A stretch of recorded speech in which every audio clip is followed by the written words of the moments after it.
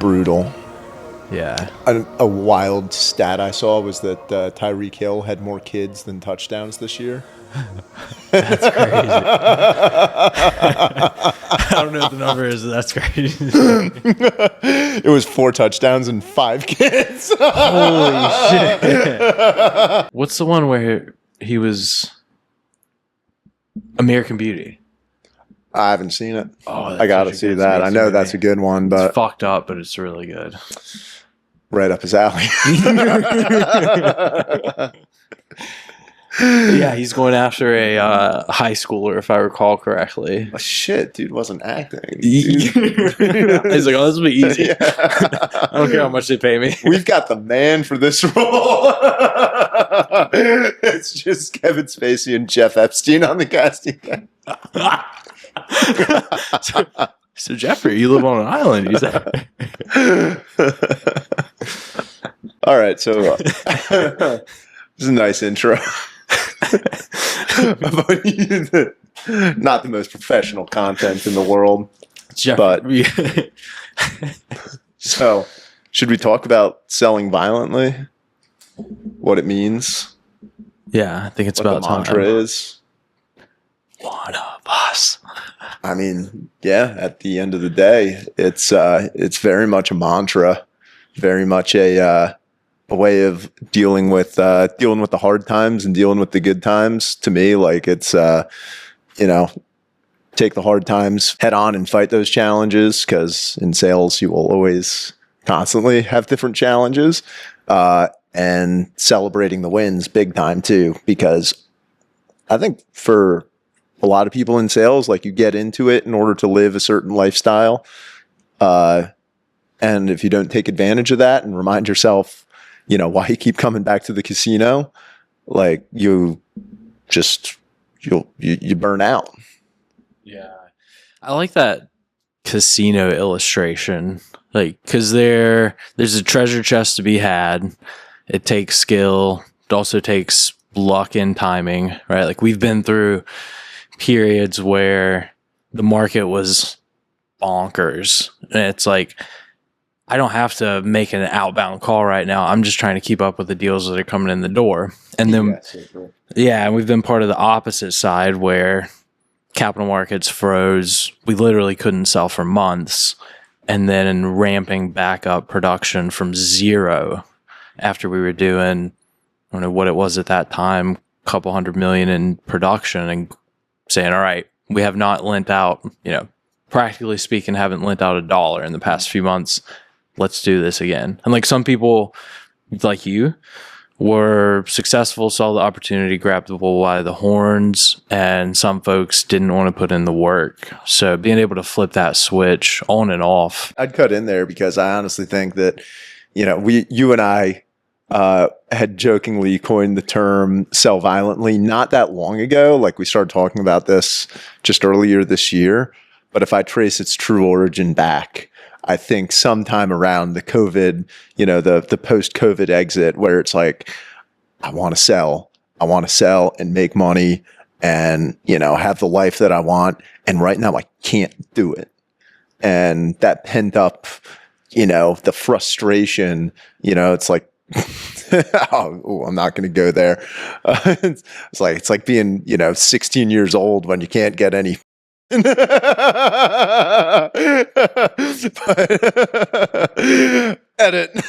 But like that, the months of like just being pent up and wanting the bull to run and not having anything to sell and just having to kind of be sidelined and just thinking over and over again, like, the day's going to come where I can sell again. The days where going to come where I can sell again and I can start seeing commission checks again.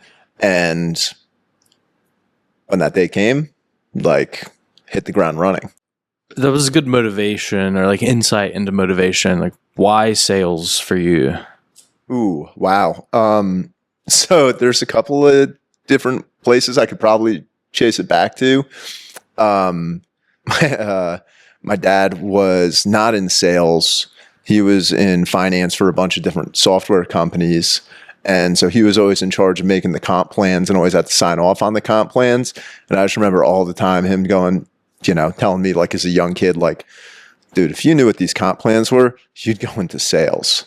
And then after kind of not really knowing what I wanted to do in college, just being an ambiguous business major, and having kind of the brashness of a 19 or 20-year-old who thinks everything is going to work out, eventually certain opportunities close themselves off, right? It's like, well, I'm not going to be a doctor because I had to start 2 years ago. I'm probably not going to be an attorney because I'm learning enough about myself to know I'm not bookish enough to go through law school. Like all these sort of avenues start kind of checking themselves off.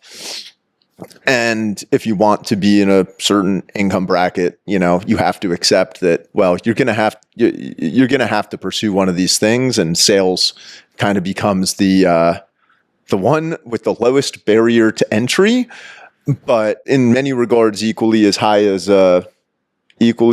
much work, just in a much different time frame. Not to talk crap on any of those other professions because they all work really hard over really long extended periods of time, but sales requires a very intense effort for a very specific amount of time in order to get through the break-in period, basically. I had kind of a opposing entry into sales, and that I guess my dad was a salesperson. He was pretty successful at sales for GE, and then ended up working for a company, and after that started his first company. And I kind of grew up in an office. I idolized my dad, and if I wanted to be around my dad, especially during summers off, I had to go to the office. That's where he was.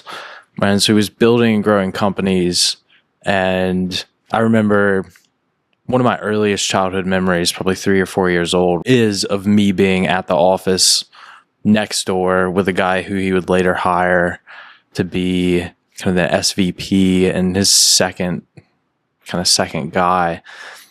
I remember throwing the football in the office with him. So my dad was great about letting me sit in on meetings, listening on phone calls, really from pre-elementary school.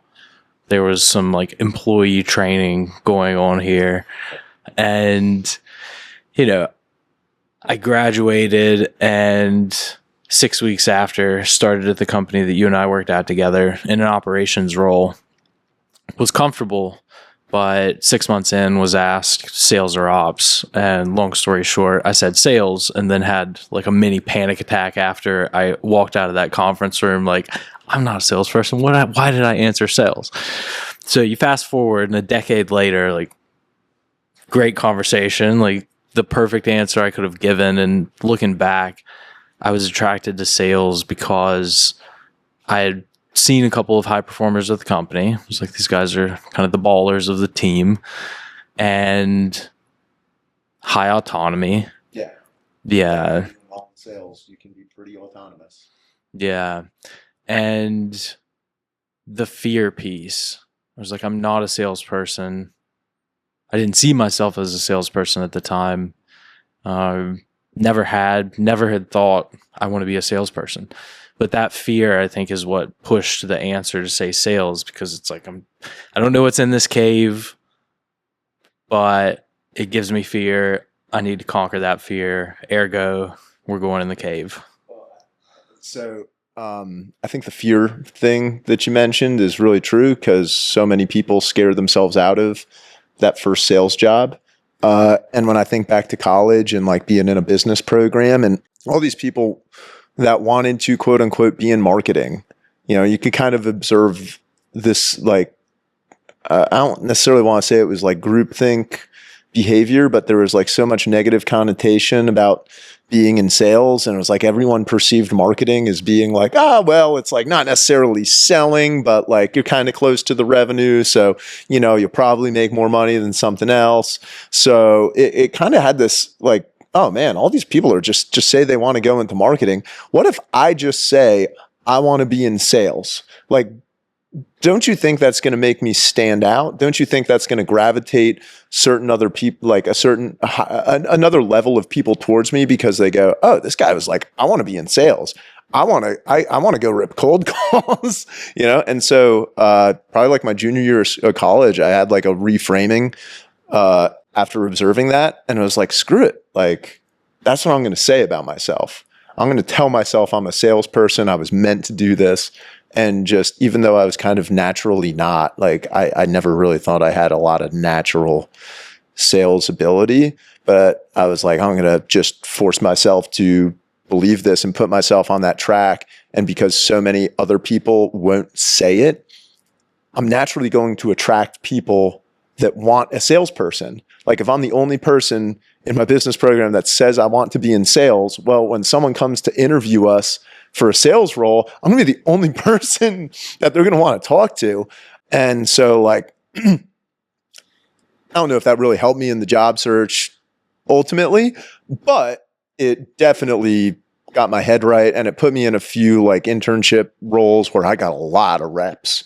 I got a lot of reps at pitching and closing people before I even graduated college, and that helped me out tremendously. Do you feel like along the journey you've had to deal with imposter syndrome? Yeah. And it's weird because it's always after like you have your biggest successes. That's what I've found.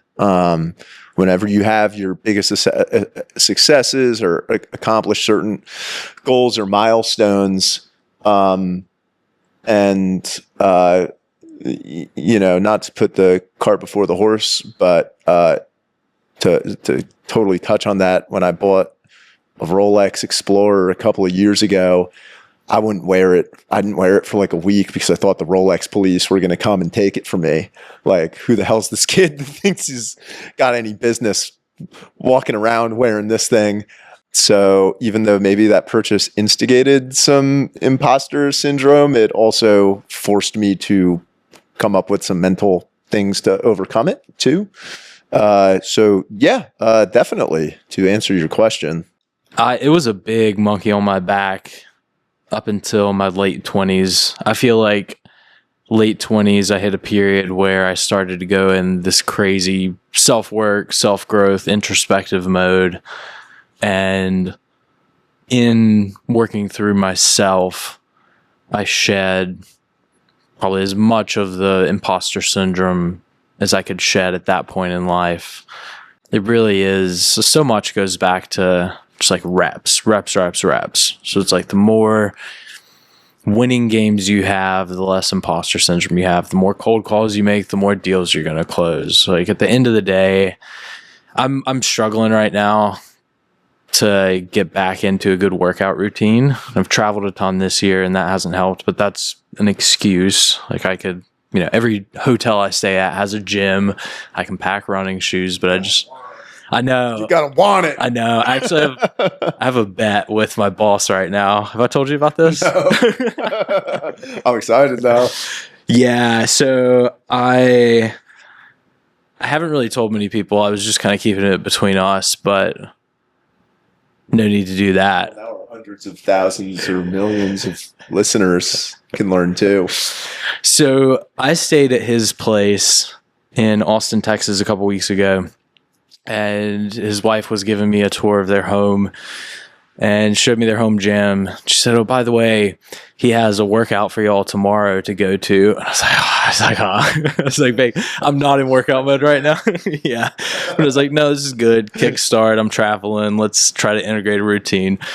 So I wake up so hungover. I'm like, please let him just say, "Oh, I'm not feeling it." He's spry as a spring chicken when I see him in the kitchen. So we go, we work out. And all that to say, in the week since, I was like, I have a bunch of travel coming up, but kind of a 3-month period before Thanksgiving. I'm like, I need a foot in the tail. Let me throw down a bet with him for who can lose the most relative body fat percentage between now and the Monday before Thanksgiving. Because we both got measured at the workout class. Oh, you did? I was going to say, did you guys do like a DEXA or something like that? Okay. Exactly. So sent stats. I sent him an email to confirm, like, just a document that's like, get those crisp hundies ready for daddy. Knowing I have some familiarity with your boss. I don't know him personally, but that's a pretty intense dude. I know, that's the X factor. I'm banking on my self-loathing as fuel stacked up against his busy executive wife and children schedule. I hope those kids stay in sports, keep, Monday through Sunday, we're busy. We got travel ball. We got, please run all over the place. Their address on like some mailers for like more children's activities that they can sign up for. Get them on the list for some more, junior league stuff. Start FedExing chocolate and bourbon every week. Like just eat and drink. You're good. Live the king lifestyle. Exactly. Just let the young buck get it. I'm excited to see how this pans out. I'm hopeful for you. I know. I hope, I think try to be a relatively discreet person, but here we go, throw it out. So it's like just all the more reason, have to, no excuse. I have no wife. I have no children. I have no pets. I have a job, have a car and some nice things I like, and a wide open schedule outside of work. So and now a podcast. And a podcast. This is got that going for you. Yeah. If I'm going to be on camera, I need to be peak. That's true. Yeah. I was astutely reminded of my couch posture from previous recordings that we did. And it's like, that's not the most flattering camera angle for the guy. The camera puts on 20 pounds. It's all right. It's okay. We'll edit this out. Yeah. But it's crazy to think about consistency. Like, I'm way down the ChatGPT rabbit hole. It knows ask anything about inner workings, childhood, yada yada. So like it's crazy to think that all it takes is consistency, and in this case, like me applying myself for 3 months and I will be in the best shape of my life. It's crazy to think like really short time frame to be able to hit something, which highlights consistency. Like that's the hardest thing. It's not stacking an extra 5 pounds on. It's not making one more call. It's like consistent every day. Consistent. Yeah, that's something that I found. Like my fitness mindset and my work mindset have started to become more complementary the last couple of years, where it's just about staying in the game and making like really consistent progress and finding finding a workload that I can maintain, right? Like finding a workload that I can maintain for the foreseeable future, keep making professional progress, keep, adding clients to the roster year over year, keep adding contacts month over month. And that's been a really valuable thing for me recently, is kind of coming off a really hot market where you could work just constantly if you wanted to. Being in the lending world post 2020 was kind of like the How I Met Your Mother episode where Barney Stinson puts his phone number. He gets a Super Bowl ad with his phone number on it to get girls to call it, and his phone never stops ringing. That's kind of what it was like in the lending business during that period. It's like you can just work as much as you want. Like there's so much to do. And then as you kind of get to the normalization period that we're in now, it's like, all right, we kind of have to find something that's like sustainable and healthy and can just take a longer term approach on this, right? Like, can I maintain this lifestyle for the next like 5 years? And right now I would say, yeah, like definitely I feel like I'm in that spot, and that's a good place for me to be, because I think if I look back at how I was living, in 21, 22, 23, or 23 even to some extent, like, no, not super sustainable. That was burn the candle at both ends mindset. Yeah. Which is fun. I enjoy periodically burning the candle at both ends, but yeah, for sure. Got to rip the cord. And you have to find balance unless you're just gifted to be someone who can balance everything wonderfully all the time. Like you have to go through a little too much, not enough, way too much to be able to find, okay, what's the happy medium where I can make progress, do what I want. And this is, you said sustainable. Like, I love that. Like, what's sustainable? What's not going to burn me out? Also, like, at least for me personally, sometimes balance is at the far ends of the balance wheel, It's, Monday through Thursday, absolutely living and work. Friday, starting to back off. And then Saturday and Sunday, don't touch it. Don't touch it at all.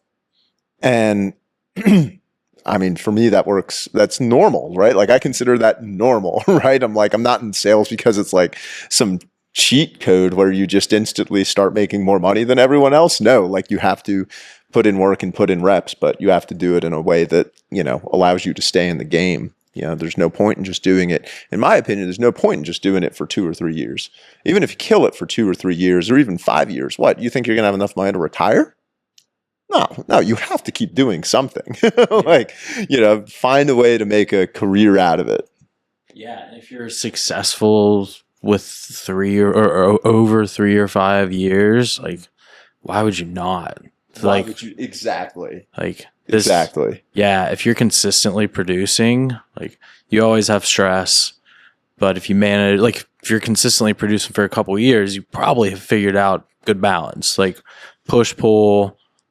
You've at least got some basic skills. Yeah.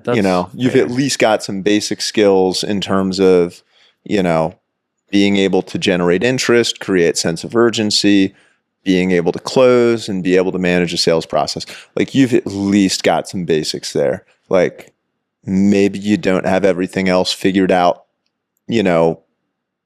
personal growth and mental wise, especially if you're kind of having that success when you're 25 or 26 years old. But I think if you are, you should make it a goal to be like, all right, like I want to make it to, into my 30s and feel like this is not overreaching me. And a part of that is one, just being able, in my opinion, is being able to compartmentalize really well. Compartmentalize your losses, compartmentalize your wins, like never celebrate a win for longer than a day, never mourn a loss for more than a day. Like you got to move on, because if you live in the highs and the lows, and that's something I've in my 20s was really bad about. Like my wins would keep me sustained for months. I would be so freaking excited about pipeline and new deals and closings and all this stuff.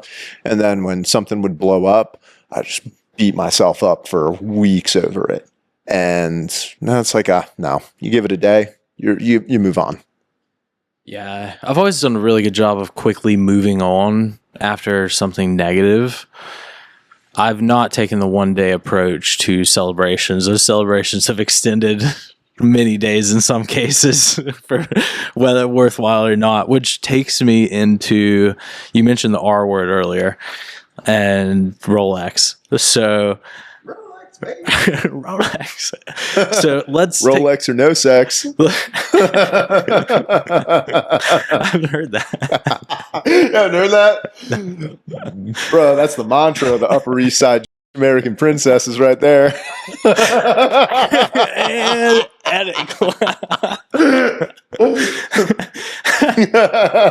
This is not the industry podcast to be clapping off about the boys. We'll quickly move away from that. Too controversial for selling violently. We're here to, That's late stage Patreon content. Late stage.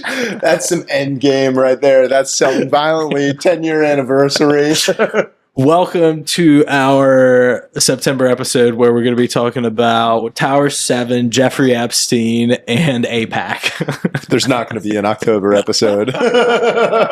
We didn't make the playoffs. We got the November episode will be from a CIA black site. You're like, actually, I don't mind the waterboarding. If it ain't rough. It's so weird if I get in a during waterboarding.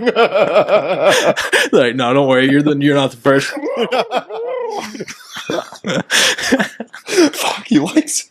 What if we don't know what to do? So we're back on track now. We took a little detour. That'll be Patreon episode number 1000 when we've made so much money we never want to do anything again and don't care about career prospects. Even then, that was a deep dive. Yeah. Anyway, we'll bring us back to the surface with where we left off. you mentioned Rolex. So deal toys. I've been accused of liking nice things. I think I'm a pretty low key person. You can't escape the allegations on this one. You also snickered. Do you think I'm a low key person? Serious friend question. How would you respond? Well, so, kind of like personality wise, like I think you're like, yeah, I think you all. I do. I'm giving you a little bit of a hard time, but no. Honest answer. In some regards, you are. In some regards, personality wise and like ability to get along with, like, yeah, I'd be like, oh yeah, Dalton's like a very like nice, good guy to get along with.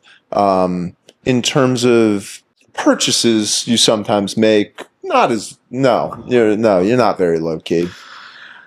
No but logos. You are thoughtful. Okay, you are thoughtful. That's fair. Yeah, that's fair. It is. It does come from within. It's never. You never make these haphazardly. Yeah, I would say over analysis, but yeah, it fits. So, for deal toys, what are some of your favorite? Well, before we talk about specifics, like when do you get a deal toy? When do you treat yourself? When do you treat yourself, Tommy? So, I mean, typically tied to milestones.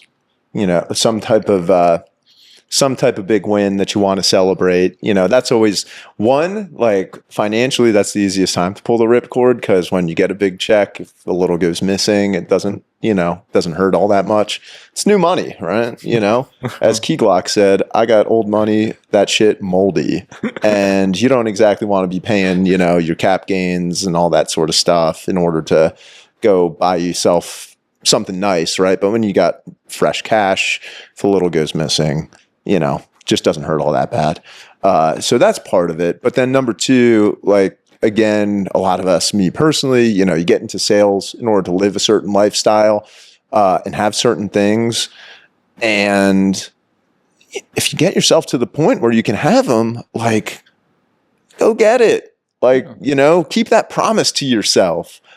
You got to keep those promises to yourself. For me personally, I wanted very specific. I was like, I want to buy, I want a Rolex before I'm 30, and achieved that with quite a bit of headroom.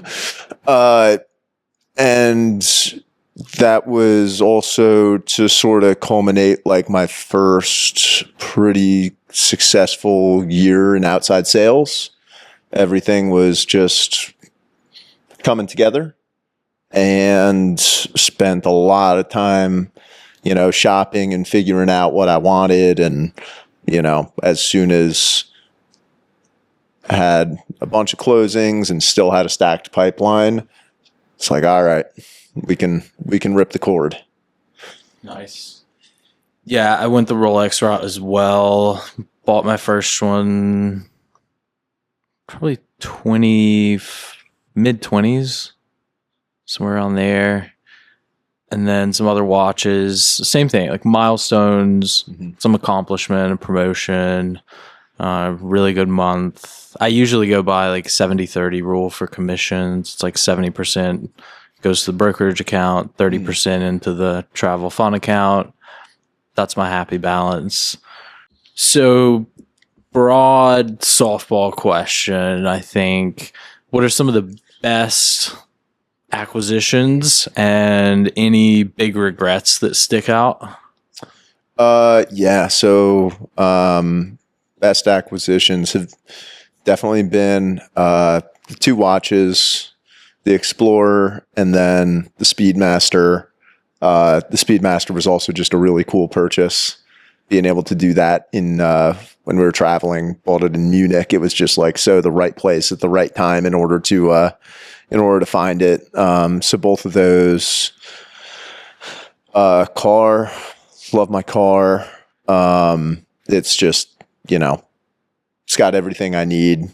Quick, so far reasonably reliable, but, you know, quick, handles great, comfy, and techie enough to where it's like I can be a mobile salesperson, you know, as much as I need to. I can be firing off, you know, calls or texts on Android Auto and not be too interrupted if I'm on the road going somewhere.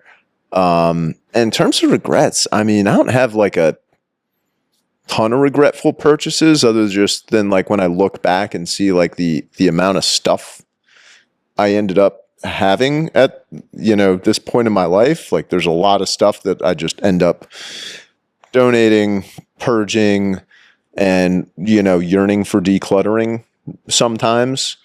So I don't know. There's probably like some little stuff here and there that I bought that I just don't need. And that's really it. So nothing too painful on the regrets right now. Nice. That tracks. I definitely, probably the last 2 years, have gotten to a good place about not emotionally spending, like really going off the edge with a high or a low, like trying to cope. Yeah. So that, I think some of the, like, not regret, but, would I rather have that cash or that item? Like, I'd rather have that cash 10 out of 10 times. Like, those purchases are ones that I pinpoint, like, emotionally coping and sort of trying to buy something to feel better. Now you got me prodded a little bit because I definitely have had some periods of just boredom spending and just scrolling through eBay and buying random stuff that I didn't really need. And so now I've got all this stuff because for periods of boredom, I just like type Brooks Brothers into eBay and see what popped up. And now I've got a bunch of stuff that I have almost no reason to wear most of the time because mostly wear this sort of stuff now. But like sports coats and slacks and all this stuff that I picked up and like it's taking up space in the closet, and it's like I may have a need for it at some point again, so I don't want to get rid of it, but I don't know. I just look at it and I kind of see clutter. Yeah, I feel you on the purging thing. I think I'm probably similar in like best acquisitions, watches, kind of right now, the sub no date, which I was considering kind of consolidating this and another watch in cash into more of a Grail daily, but I don't think I can let this one go. I have some emotional attachment to it. It's a really good one. Like the sub is just so versatile, and I have always been such a fan of like the Rolex Super Case too. Yeah. And a couple weeks ago when we were trying some stuff on, like I was firmly reminded of how much I like how the Super Case wears. Trying on the two-tone GMT Jubilee, which sweet baby Jesus, I'm gonna have one of those in 5 years. That's on the list. Have a good Q4, big dog, Santa Claus. I would love that. I know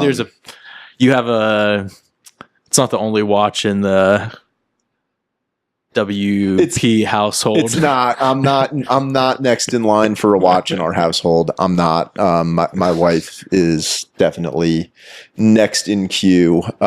So, and on top of that, there's always me saving for not necessarily a rainy day, but more like saving for a Porsche 911.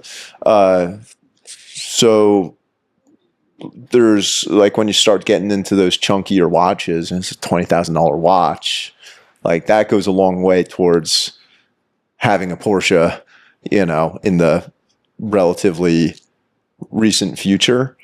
And before we even get there, there's probably another house purchase. So, again, it's like I just gotta temper my expectations. And third, my only gripe with that watch is it just looks so expensive. Everything about it looks expensive. And there's certain times where I don't necessarily want to wear that. That's very fair. It's such a beautiful watch, and it looks so good on you, though. Looks so good. So good. You mentioned cars. I've gone through a few. I've totaled one very quickly. But the current Stallion, all-around favorite. I love that car. I work remotely. Most days, I'm either driving before work or after work. Just like get up, drive up to TR where the mountains are, hit the Starbucks up there, come back down. It really is. It's great having a car that makes you want to just go driving. Yeah. I do love that. Yeah. It's I like think. money well spent. I'm a big believer in like cost per use. Mhm. So it's like if you actually use something, it could be expensive or it could be relatively cheap. Like none of this stuff's relatively cheap in any measure, but it surely is cheaper than something that's expensive that you just don't use or let it sit there. It's like, does it make you feel good? Like every time I walk up to my car, I walk away from my car, I'm like looking back at my car, like I just passed somebody. Like, And I'm sure, like, in other friend groups and stuff, like, I tend to be the person that people have now come to when they're contemplating like a watch purchase or something. And I'm always excited to talk with friends about that sort of thing. And I'll typically be encouraging of them making that purchase, provided one, they have, it's just it's just fun cash. Like, don't pretend you're going to get this money back. Maybe you will if you need to, but like, don't expect your, whatever watch you're going to buy, 2xing in value, because that doesn't usually happen. So like, be prepared to like part with the cash. Like, if you're comfortable with that, then I'm comfortable with that. And two, like, it has to make you excited every time you look at it or wear it or interact with it. And like, I have gotten so much it's like it inspires you over and over to keep being like the version of yourself that achieved it. And in that, I think it's hugely valuable. If you get fired up and stoked every time, you put your watch on, or if you get in your car, then there is kind of like an intangible value to that purchase that I think is oft neglected, because I know I would be less fired up and was less fired up, like getting into my old car every day. Like, it was a great car. It was a very practical car. It was a fun car. It was a little 2017 Civic Si. It was a great little, stick shift, great thing to plod around town in, but it didn't make me feel like a world conqueror. And, I've got a Genesis now, and I get in that. I feel a little more like, it fires me up. It gets me going. It makes me feel really good about myself. And I don't think there's anything wrong with that. yeah. Just helps you get done what you got to get done.